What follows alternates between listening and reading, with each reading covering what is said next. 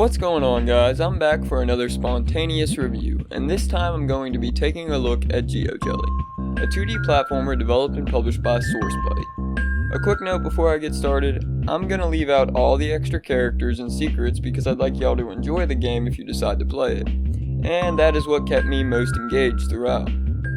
Now that that's out of the way, let's get into it. Geojelly is a pretty basic game when it comes down to concept.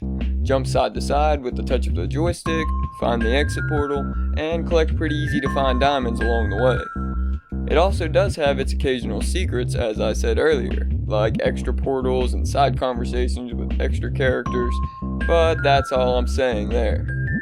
When it comes to the jelly itself, it is programmed very well. What I mean by that is it seems to obey physics perfectly. The bouncing, sliding, and falling all look and feel as real as possible considering the world.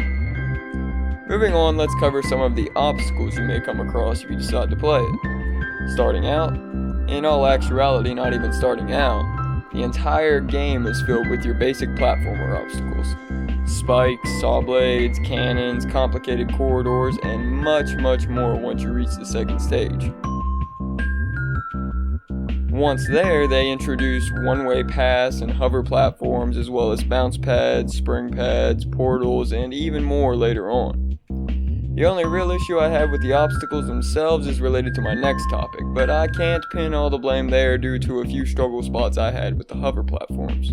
Now to move on to the thing that I would change the most. The whole charge aspect of the jump that I mentioned earlier. In my opinion, it's stupid. I'm just being honest here. I loved the game's concept, and the level designs were all pretty challenging minus the tutorial stages, but that dang jump took away from the entire experience. Just change it to the joystick for aiming and make it a trigger charge instead of what it currently is. The game won't be any less challenging, especially since you have to jump in specific spots on the later levels to start a chain reaction of bounces. I don't feel like I'm asking for too much here, but if I am, please let me know in the comments.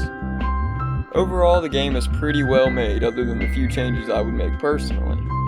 The cute little conversations with the people of the Geojelly universe kept my heart happy throughout, and the game is rather appealing to the brain when you figure out a tough jump or start a perfect chain reaction.